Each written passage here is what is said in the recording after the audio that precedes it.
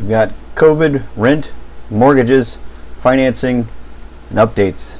Stay tuned.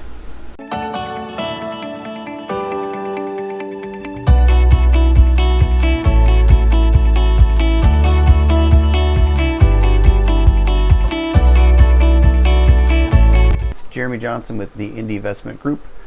I wanted to give everyone a quick update on what we're doing and how everything's going, because this week's been interesting. We actually had a mortgage that we had been working on for a couple months fall through, so that changed a number of things. Financing is definitely something I wasn't expecting to be as difficult as it is sometimes. Wanted to explain real quick what we've been doing and how we were able to fund this operation, because I think that's one of the other questions I get is, how is this able to work? So I spent years learning about real estate and real estate investing, going all the way back to Carleton Sheets way back in the day, and for anybody who remembers that. So this has always been something of a interest to me for years. Read lots of books, watched I don't know how much footage, videos, whatever I could find even back in the day. So while I was still in the military and while I was in the Coast Guard, had an opportunity present itself, which my dad had retired completely and had a small nest egg. He had a couple $100,000. I think he had just shy of $200,000 that he could invest with, and had discussed maybe what to do with it, how. So he had done a flip, he'd done some other things. We started talking, and basically his goal was to make about $500 in residual income, and he wasn't really sure what he was going to do with it. So I offered to step in and pay him $500 a month for $150,000, to give him $500 a month in perpetuity, and I would pay him back as soon as we had more than that in capital. So we bought the very first property. I'll put it behind me so everybody can see it. But the very first property was done by our previous corporation, JSJ REI LLC, which my dad was the 99% owner. I was a 1% owner on it, and we found out that owning it, putting it in an LLC, and then also setting up ownership that way wasn't the best idea. So there's a lot of good things, and I thought that I'd really fully understood that probably was going to be the best way to do it. But it wasn't the best way to do it because of trying to get the financing and getting the money out of it. Financing, once something's into an LLC, creates a whole separate set of problems. It becomes very difficult to get a bank to give you a loan. Luckily, we didn't need a bank to give us a loan because it was really designed as a kind of a learning experience. And we thought that initially, if we wanted to, there was plenty of things we could have done to get out of that and to fix it the way we wanted to. But instead, once I knew I was going to retire, we decided to sell it. I'll get more into the detail on how we did it with the property there for JSJ, the one in Virginia. I'll break that down later to show everybody. But key idea was we were out no more than $150,000 in cash to start. Sold it for $189,000. So with closing costs and taxes and everything else, Dad was given $175,000. So he made $500 a month for 2 years, a little over 2 years, plus the $175,000 when he got it back. So worked out well for him. He was happy with that.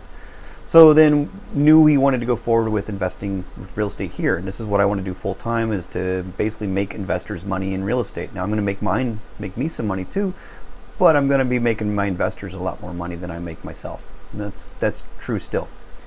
So talked about getting the $175,000 out going forward. So what we did was we went ahead and borrowed again when we moved out to here in Indiana. So once we moved out to Indianapolis, trying to sell the house in Virginia. I had our personal house in Virginia, wasn't sold by the time we decided to make the move over here. We were forced to make a hard decision, and that was to use that money to purchase a house here at what we call Warwick, because that's the street it's on. So we purchased this property on Warwick. Was going to be and will be a rental income, but for right now it's just our property to live in. No mortgage, free and clear. But the way that we were going to house hack it was to make sure that we could put into and pull out the majority of the cash by doing primary residence and putting a mortgage on it that way, which will allow us to get into pulling 80% or more of the loan out while also maintaining and keeping a very low interest rate. So it'll work for what we need to do with it. And that is to basically, it'll make a little bit of money, but the majority of the money is made through the appreciation. And I'll get into that hopefully in a different video to talk about the difference between appreciation holdings and cash flow holdings. But truly I'm trying to do a little bit of both in order to kind of set up the portfolio the right way. So anyway, we're in the Warwick house, and that's the one we wanted to get mortgaged. So back a couple months ago, we had found a mortgage company that would do it to pull the money out of it. What I found was actually was difficult to get the money out of it. Once you're mortgaged and paid off, they don't want to give you 80% of it in cash. They're a little reluctant to do that. So we went ahead and agreed that we would do it at just under 70%, and we were able to get a Fannie Freddie kind of backing on all of that to do it that way. So long and the short, that mortgage company screwed up their underwriting. Their underwriting went through, and what we originally had as income, let's say just for argument's sake, let's say that our income is something like $6,000. Well, we moved a month, and let's say that, but we moved here in July. So we haven't been here even 6 months. Well, what they did is they used the pay stub that we sent them, and instead of actually using that and then just multiplying it out times the amount of weeks to determine how much it would be for a year, what they did instead was they determined they looked at the year-to-date pay.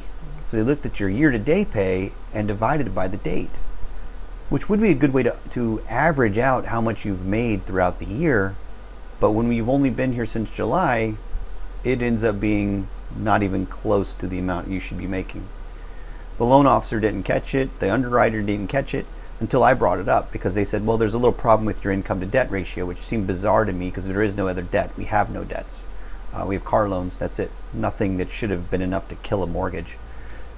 So I didn't understand what they were talking about for the cash to debt to income ratio. I mean, I know what debt to income is, but there was no way that was right. So we started looking at it, and I started really going through their numbers and asking them, okay, well, how did you determine this? How did you determine that? And then I get to their income for the month, and I said, how did you figure this one out? And that's when they told me they used the year-to-date number and divided by the day to determine the average over the year. And I said, you didn't. We haven't been here since July. You've got 6 months of no income there. That's why this number is off so terribly bad. What upset me was the underwriter didn't catch it and the loan officer didn't catch it. I had to catch it, and they didn't even call me to say there was an issue. They just figured that there was no way I was going to get a mortgage, so they didn't bother to call me. So that told me everything I needed to know about that company, and I won't be doing business with them now because of it. So I found a new mortgage company this week, and we're now starting the process all over again, but now we're 2 months behind. We're not really behind, but I wanted to explain what I mean by that. It was that once the mortgage was supposed to be done, we had it was supposed to be done here any time now, like within this week, really, is when it should have been done, almost immediately. So it should have been done within a week of the Illinois property being purchased. So the property in Illinois showed up, and I knew that it was a good deal and it wasn't going to stay on the market, and I was right. Everything around it's gone. Everything around it that would have been at that price is gone. And I've talked to a number of other people, including other investors, who all say that if it had been listed for what we bought it at, there's no way it'd have been on the market. It'd be gone. It'd have been gone in a heartbeat. So it was a good deal, and we did jump on it. But I had to go back into the well, go back to Dad, and say, "Hey, I need another $90,000 to buy the Illinois property." And but I'm going to pay you within weeks because this mortgage is going to go through, and we'll have money, no problem. We weren't able to get that mortgage, obviously, and we now owe the $90,000 for Illinois. Well, it's going to be a few months. Luckily, Dad's understanding and not too worried about it. What we need to do now is we need to get the mortgage set up for the Warwick property so that we can then pay for the Illinois property. So the way it should work is that we would then turn around and have a mortgage, which I don't mind having a small mortgage. It's not a big deal. We plan on having a mortgage anyway. So we'll mortgage the Warwick property. Our payment would be very, very low.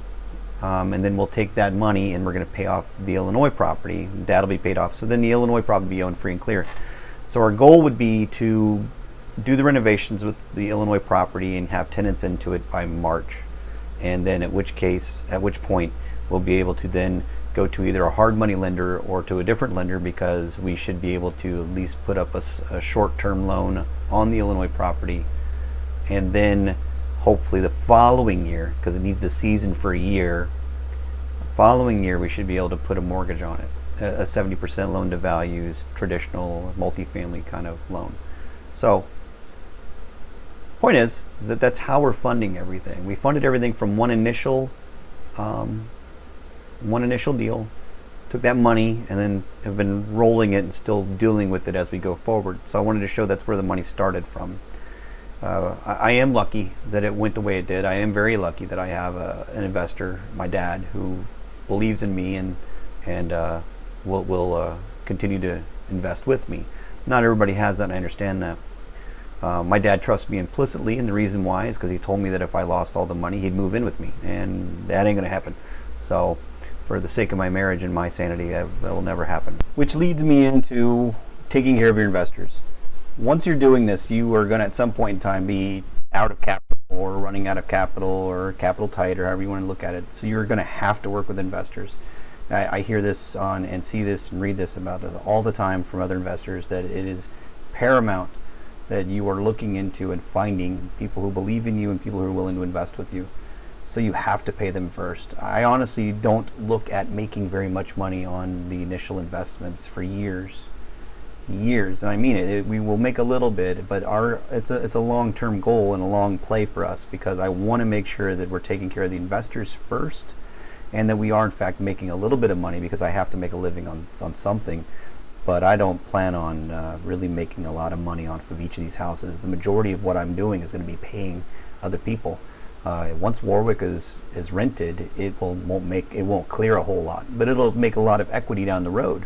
The Illinois property, for instance, once it's got property management and season and everything else, it should make enough to pay my father, to pay the first investor. So there's the amount that you need to pay him, no problem. Well, both properties are in my name. So ultimately, it does end up helping me out a ton. Warwick will continue to gain equity and appreciation and cash flow a little bit. And then the same thing for Illinois. It'll cash flow a little bit, it'll appreciate, it'll make money. But the key thing is that my investor's making money and happy, and then I will make money down the road. And it's a long play, so you have to be willing to do that. And I've been talking to other investors too. I've got some other people that are interested, and I really do hope to work with as many people as I can, make them money, and the whole idea of rising tide rises all ships. So I really do think we can do that. So if I didn't get a chance to say anything and you enjoyed this or it helped out in any way, please like or subscribe, and let me know in the comments or via the website if there's anything you want to know about. Send me a text, send me a message, you can call me, I don't know. Right now we don't have a whole lot else going on, which leads me, I guess, to the last point of this too, is that in the middle of all of this, we closed on the property, as you all know, like last week. The mortgage fell through, been trying to get the other mortgage going through. The kids are at home, so I've been doing a lot of homeschooling and corralling and everything else while we're trying to stay in this little house. And then in the middle of all that, my wife, who's a nurse, managed to get COVID. So she's been isolating, and she's been okay. Luckily, it hasn't hit her too bad so far, so we'll see. She's resting and definitely down. I mean, but as far as like the things that could happen, we've been blessed again. So we'll take all the good you can. All these little hiccups like this, just part of the just doing your job. It's just price of doing business. So take care. Thank you.